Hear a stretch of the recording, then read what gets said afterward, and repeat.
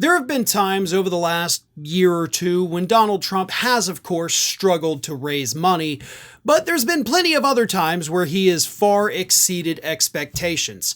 And taken as a whole, all of the amount of money that Donald Trump has raised since the 2020 election comes to hundreds and hundreds and hundreds of millions of dollars, if not stretching all the way into the billions of dollars. That's a lot of money.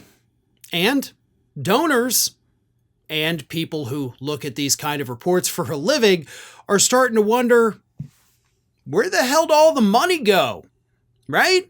It's a valid question. If this man has raised more than $1 billion since the end of the 2020 election, when he first raised $250 million saying the election was stolen, where'd it go? Where is all of this money? And that is a question coming from Juliana Glover, the CEO of corporate consultancy Ridgely Walsh, who recently took a look at the last 4 years of Donald Trump's, fundraising numbers, his campaign finance reports and everything.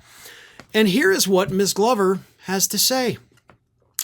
Anyone who has spent time reviewing Donald Trump's campaign spending reports would quickly conclude they're a governance nightmare. There is so little disclosure about what happened to the billions raised in 2020 and in 2024 that donors, and maybe even the former president himself, can't possibly know how it was spent. She went on to say that an analysis of Trump's 2020 campaign expenses showed that large sums of money went, quote, into a legal and financial black hole reportedly controlled by Trump family members and close associates, and she says that this year's campaign is shaping up to be largely the same.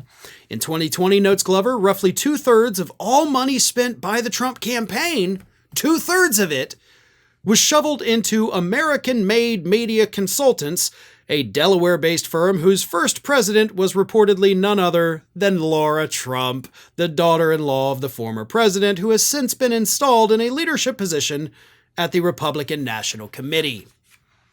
So, kinda seems like Donald Trump for many, many years now has just been using campaigns and his political action committees as a way to put money back into his and his own family's pockets, which of course was then confirmed by a separate analysis done by CNN. But before I get to that CNN analysis, let me continue with more of what Ms. Glover had to say. This election, the Trump campaign and 4 of its PACs have paid Red Curve Solutions, another private company, at least $18 million. The Campaign Legal Center says Red Curve appears to pay Mr. Trump's legal bills and then gets reimbursed by the PACs. Okay, so we know that Donald Trump has spent millions and millions and millions of dollars of donor money on his legal problems, of which he has plenty, and they're still getting worse for him. And he doesn't want to have to pay that money out of pocket by himself. Like, hell no, why would he do that for his own legal problems when he can easily just grift from his supporters, take their hard-earned money, and apply it to his legal bills, even though he is allegedly a billionaire. But, as I said, he's made a lot of money, personally, from his campaigns.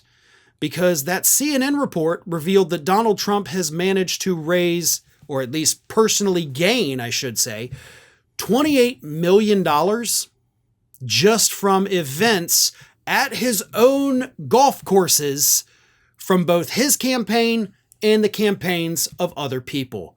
And yes, that is money that goes right back into Donald Trump's pocket as the owner of the Trump Organization. Here's what CNN found. Late last year, former President Donald Trump announced his endorsement of car dealership owner Bernie Moreno for Ohio's Senate seat, elevating an untested candidate who'd never held public office over several other more prominent Republicans.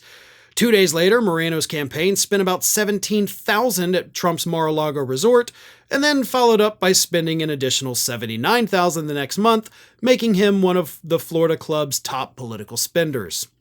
With glitzy Mar-a-Lago fundraisers, stays at Trump hotels, and flights on the former president's private jet, Republican candidates and political groups are on track to spend more on Trump's businesses this year than any year since 2016, according to a CNN analysis of federal campaign finance data. Trump himself has been the biggest spender, both this year and over the last decade. Between his 3 presidential campaigns, Trump and associated political groups have funneled more than $28 million in campaign donations to his businesses. That's $28 million that, after expenses, of course, goes right back into his pocket. So just in case anybody is not clear about how this, I don't know any other word to use other than Ponzi scheme, works, Donald Trump sets up a political action committee.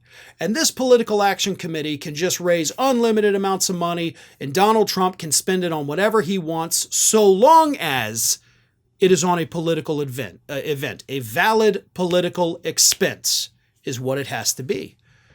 Well, you could use that to rent out an arena. You could use it to print out mailers that you're going to send for your campaign, or you can use it to rent out a spot at a hotel to, give a speech or hold a fundraiser. Sure, that's legal, that's allowed. But Trump is doing that at his own property that he owns.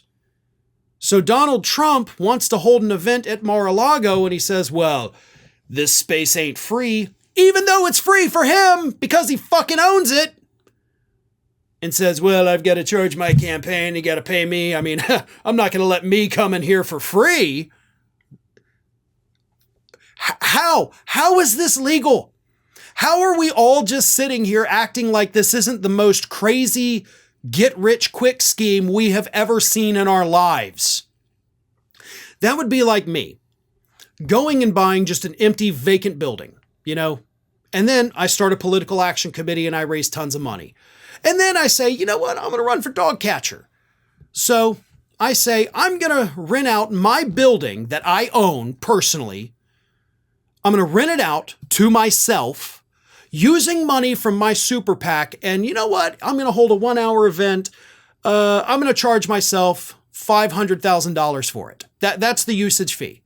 So I take the donor money that I can't put in my pocket, pay myself for use of my space, and then I can put all the money in my pocket. Like that to me, that sounds like money laundering, is what that sounds like. And that's what's happening here. Oh, you can't touch this money now because it's dirty, but if you run it through these intermediaries, well, then you got no problem. Put it back in your pocket, mum's the word, you're a millionaire. Any one of us could do that. We don't do it because we're not, unscrupulous con men and women, but the Trump's doing it. And as Miss Glover points out to the donors, y'all are throwing your money into essentially a political black hole here. But so far, the donors don't seem to care. So I guess, why should we? Hi, everyone. This here is little Athena. And Athena would like to know why you haven't subscribed to Fair and Balanced yet. So please, don't let Athena down. Subscribe today.